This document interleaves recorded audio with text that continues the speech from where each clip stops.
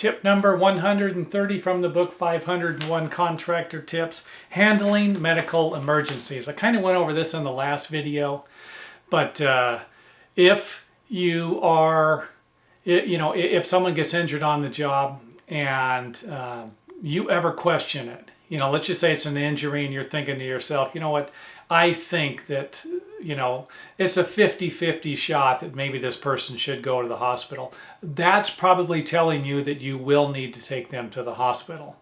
Medical emergencies that are small, and again, I went over some of this in the last video, could turn out to be big things. And actually one time I knew this, I was working for a company where this guy stepped on an old rusted nail. And, we're tough, we're construction workers. Hey, I've stepped on nails before. I can't tell you how many nails I've stepped on personally, and I'm still alive, I'm fine, never went in to get any tetanus shots or anything. But this guy actually stepped on a nail, same thing, same attitude I had, a lot of other construction workers have, and he didn't go in. And his foot started to swell up, and he just figured out, what the heck, it'll get better. Well, eventually it didn't, and he had to go to the hospital. And it's like I said in the last video, something that could have been as simple as just getting a tetanus shot for what? I don't know, let's just say $200. And you're done, you're fine.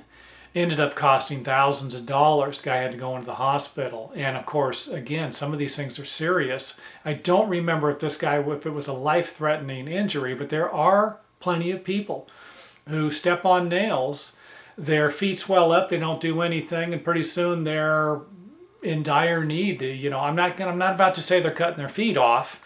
I don't want to get start making a action thriller movie out of this thing, but you should get the point. If someone steps on a nail and it's rusty, again, you don't have to do anything about it that day if you don't want to. Again, I'm leaving this entirely up to you. I'm not going to suggest that you don't do anything about it. It just depends on your company, depends on who you're dealing with. I actually had a guy one time, he was a guy who worked for me, and we'd worked together for years, and he was really my best #1 worker, by the way. His name was Bob. You might hear his name in other stories. And of course I worked for Bob too. We worked back and forth, really worked out good.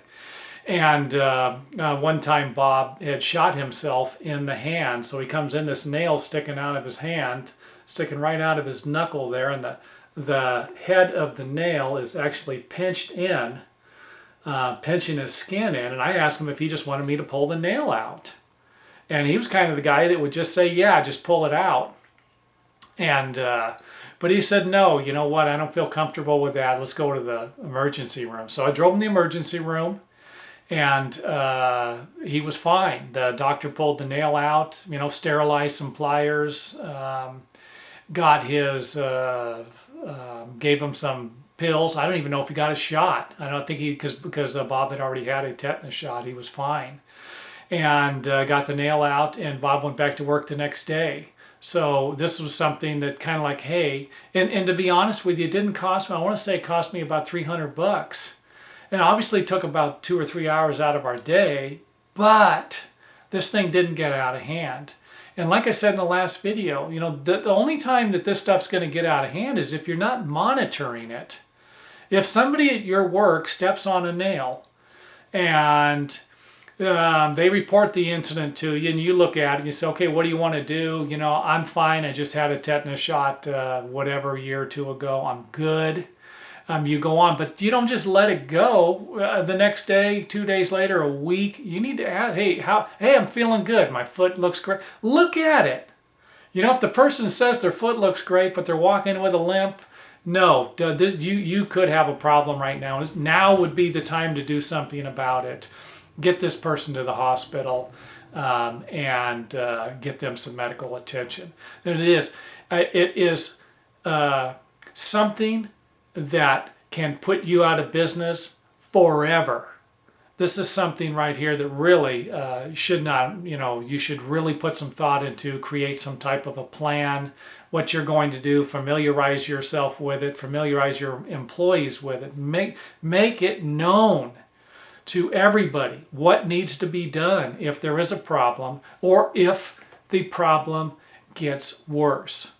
So that's it for this video. This is something, like I said, I got more stories than you could possibly imagine about people getting hurt on the jobs, me, myself, the things that I actually seen and witnessed. And there were times when we needed to take people to the hospital, and there were times when we didn't. But it was something that we had to really figure out, between us on our own. You really got to know. And at the same time, you also have to understand that there are going to be some people who are going to be afraid. They don't want to lose their job. They won't be reporting injuries to you. If they do report the injury, they're going to say that they're fine. They need to work. They can't, they can't go a day or two without work. And I was even in that spot at one time. I fell one time and cracked my rib, and went to the doctor because I was in pain. And the doctor said, they x-rayed me and did everything. And they says, okay, you're fine. Just, this was on a Friday. And I had 2 days to rest. I told the doctor, I got to be back to work Monday. I need the money. And he said, well, come back in Monday morning. And so I did. I went back in. He checked and kind of poked me around. He says, okay, he says, go back to work, but just don't do anything strenuous. And at the time I wasn't. I was working by the hour. I was doing pickup and repairs kind of a thing on the tracks, and it wasn't a real strenuous thing. And now, of course, the company that I was working for, they had strict policies already in place. Something like this happens, you take the person to the hospital immediately. And obviously this wasn't just a splinter in my fingers or a scratch. I was in pain. I went back there Monday. The guy gave me the okay to go back to work. I went back to work. About 2 weeks later, another doctor calls and says, how you feeling? And I said, I'm fine. He goes, well, you need to come back in. The first doctor didn't see that I had a cracked rib. The second doctor did. And again, I was feeling fine. And so I've just, said, hey, I'm fine. If anything happens, I'll let you know. But right now I feel good. And that was the end of that. But these are things, and again, I've already said this, but I can't stress this enough. There are things that you are going to need to see a doctor for. And you, as a contractor, should know the difference. And if you question it, if you have to question it, hey, I don't know for sure if I should take you to a doctor, there's a pretty good chance with that attitude that you will need to go to take them to the doctor.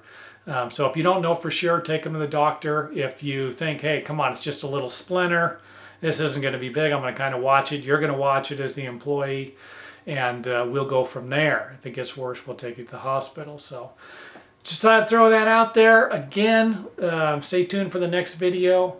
I'm trying to educate contractors the best way I possibly can. It might not make sense to everybody, but I've started to get some real good responses from my book and from these videos. So off to the next one.